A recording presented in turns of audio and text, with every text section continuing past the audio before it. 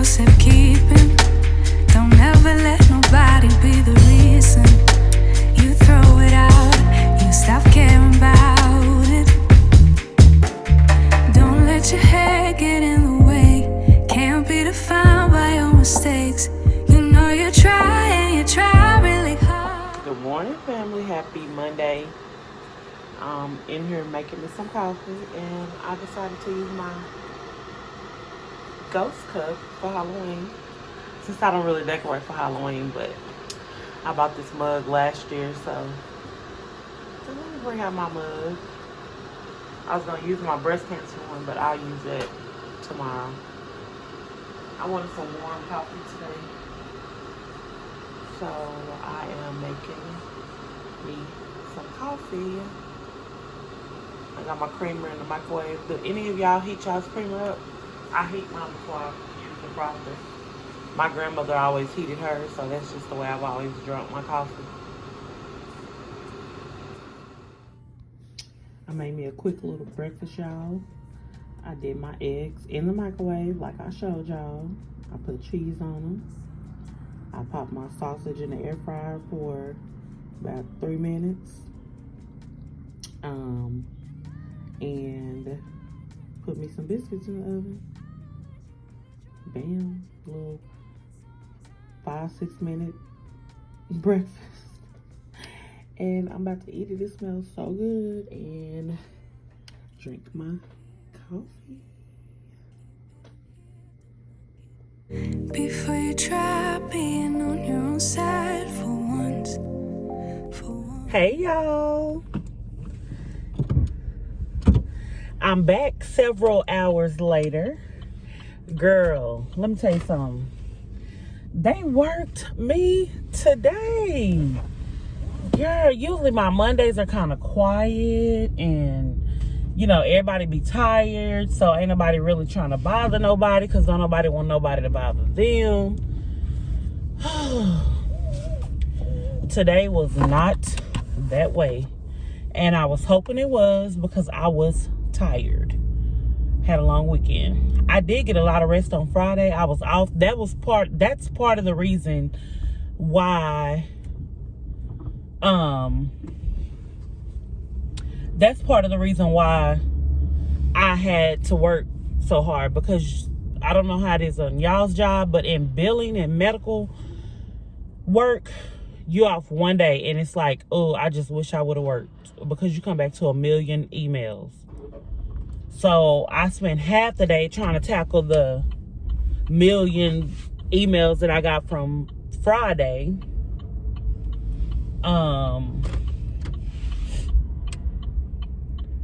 So yeah, that's what I was doing. But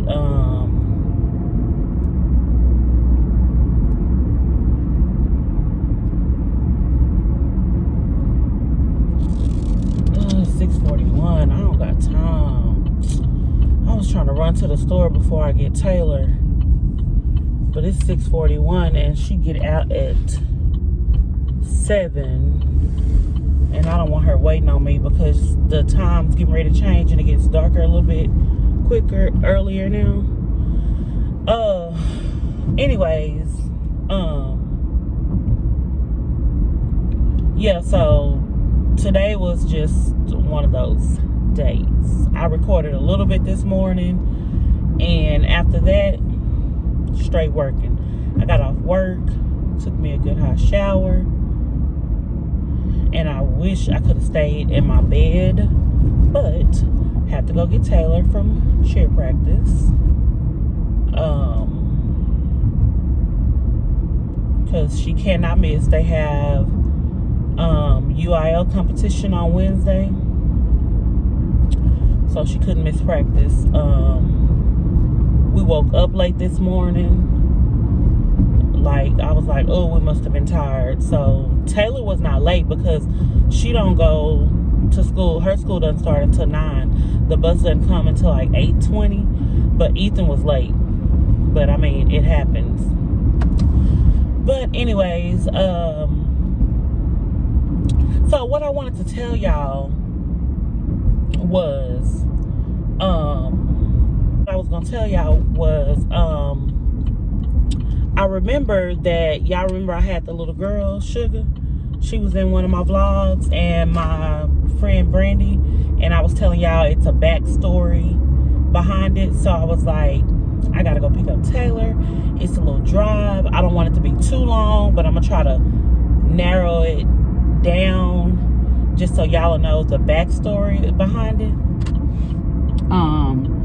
So I was like, this will be a perfect time. So this vlog is gonna be a little story time, car chat. Oh my, sorry y'all, these people drive so crazy. So anyways, I used to work downtown Dallas, and because of where the location of my job was, I took public transit. I rode the train. Everybody rode the train. Like hardly anybody drove, because I don't know how it is downtown where you guys stay, but downtown parking is just horrible. So I rode the train every morning, which I loved. Rode the train home, and I did the parking ride. So I would park my car and then, you know, get in my car after I got off the train. It avoids the traffic and all that. So one day I was on the train, and I see this little young girl. She had to be, I was thinking, no more than about 14, 15. So she had a stroller with, you know, I'm assuming there was a baby in the stroller. And later I knew it was a baby in the stroller because the baby was crying. So you could just tell she was having a hard time. The bag was dirty. She was dirty. She was having a hard time getting the baby quiet, and you can just tell she was frustrated. You can just tell, like, the look in her face, she was frustrated. And then everybody was like kind of looking, because she couldn't really get herself situated. So you know how people are. People are not helpful anymore. Everybody's just kind of rude and all about themselves and all that. If I'm not looking at y'all, I'm driving. So, but I'm talking to y'all. So when she sat down, she was trying to get a bottle out, and she dropped the bottle. So I bent down to pick the bottle up for her. And I was like, you need some help? And she was like, no, ma'am. You could tell, like, she needed help, but she didn't want to say she needed help. So I just kind of, you know, I was praying. I was like, Lord, this child need help. So I just kind of kept looking, but like trying not to stare, because everybody else was already staring at her. So I noticed when I picked the bottle up that the bottle was dirty. And so I'm thinking, you know, this is a bigger baby. So the baby just kept crying. She finally took the baby out, the thing. The baby was so little. Itty bitty baby. She had to be no more than like a couple of weeks to a month old. Little bitty baby. And I'm like, oh God. I said, this baby do need help. Like, she is giving this baby a dirty bottle. This baby is super little. So she clearly needs help. So, I just happened to have a bottle of water in my purse, in my bag, because I keep like extra stuff in my bag. So I told her, I was like, I got some water right here. So thankfully, y'all, these people drive so crazy over here. So if y'all see me looking like I be looking at both side mirrors, the rear view mirror, these people drive absolutely crazy in this part of town that I'm in by Taylor School. But anyways, so I happen to have 2 bottles of water. So one of the bottles I put, I got a white. This was way before COVID, but I just keep stuff like that. I've always been like that even before COVID, especially with me riding public transit. So I got a wipe out of my bag, and I wiped the bottle off, and I was trying to do it like discreetly, like, and as nice as possible, because I didn't want her to, sorry, I just went off a train track, I'm bouncing. I didn't want her to be like, okay, this woman wiping my baby stuff off, you know. because you know these young people now are crazy, and you hear horror stories about riding public transit. So I was trying to be as nice and discreet as possible. Hold on, y'all. This is Fred calling. Okay, y'all. Sorry, I'm back. So yeah, so I rinsed the bottle out with one bottle of water that I had, and then the other bottle of water I filled it up so that she could make the bottle. So the bottle was somewhat clean. I mean, it wasn't sterilized, but it was cleaner than what she was about to make the bottle with. And I just kind of said a prayer over the bottle and was like, you know, Lord, don't let this baby get sick. So the baby was still crying. So I was like, I said, can I hold her? And she was like, yes, ma'am. So, well, no, she didn't want me to hold her because I think her, this little boy asking this little girl to homecoming or something. He got her some roses and a sign. Oh, that is so cute. I'm sorry, y'all.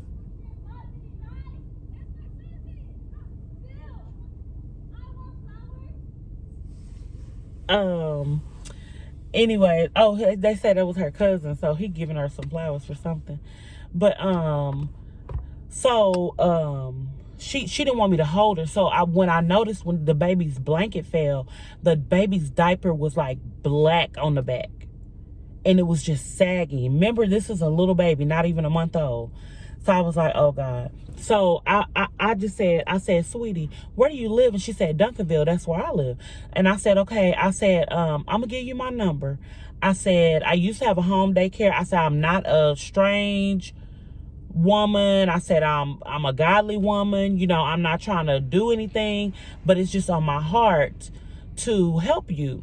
And so she was like, yes, ma'am. And she was like, oh, my phone dead. So I wrote my number on a piece of paper and gave it to her. I said, okay, well, just call me if you need me. You don't have to call me if you don't want to, but if you need me, call me. So no sooner, I stopped by the store, no sooner than I got home and put the stuff up, I noticed that I looked at my phone, I had like 6 missed calls, and I was like, who is this? And I called her back and she was like, hi, miss, I saw you on the train. She's like, my name is Jade. I'm the one with the baby. And I said, oh yeah, Jade. I said, well, if you need help, you know, I know you're young, you might not be able to do it all. I said, so if you need help, just call and let me know. And so she called me like the next day and she was like, well, I'm trying to go to school and I don't have anybody to keep the baby. This was a Saturday. And I was like, okay, yeah, I could keep her. And y'all, she brought me the baby and I didn't hear from her. I had the baby for like 2 weeks straight. And I'm just like, okay, you know, where is this baby at? And so finally she called me and I'm like, where have you been? And she's like, well, I'm just trying to do some stuff and trying to get my life together. And so long story short, she just became a part of our family, her and the baby. I kept the baby the majority of the time. So 98% of the time was with me.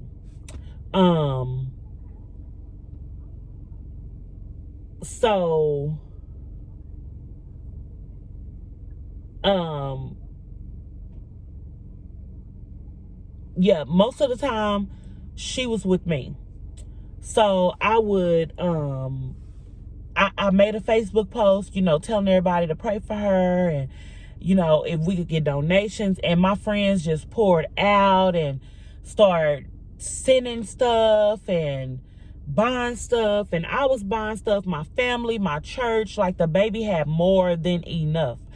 And it just went on from there. Like, she was mine. I mean, like, at my house, laying in my bed, sleeping in between me and Fred, like, we had a whole new baby. And we went through several things. I mean, like, things with, we went through things, but that's how we ended up with Sugar. And then at a point, it was like I had so much going on. I made my friend that y'all saw in the other video, Brandy, her godmother. And so now God just worked it all out where we still see Sugar, but Sugar is with Brandy the majority of the time. So that's how we got Little Miss Sugar in our lives. Random on a train. Who would have ever thought? Why are you looking at me like that? Taylor, talking about what did she just walk into? I was having a story time with the family. High school is just... Oh God, the teenagers in the car. She's stressed about high school. Anyways, so yeah, that is the story that I wanted to share with you guys. Y'all will see more of Sugar. I plan on having her come for the weekend so y'all can see her interacting with us and with Taylor and Ethan and all that. But I'm gonna at the end of the video, I'm gonna insert some pictures of her from the first time I got her and up until now. So yeah, I don't know, I may pick back up and call y'all back, I don't know, but if not, what is it?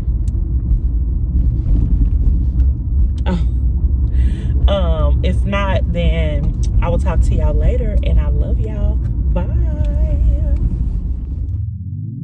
Oh no, anxiety creeps up on me. Is this how it's supposed to feel? Tell me when it's over. I got someplace that I gotta be. It won't leave. My friends say, get out of your comfort zone. It's a blessing in disguise.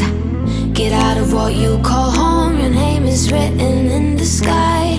It might feel just like you're on your own, but baby, it's another lie. Remember, you were made. I try to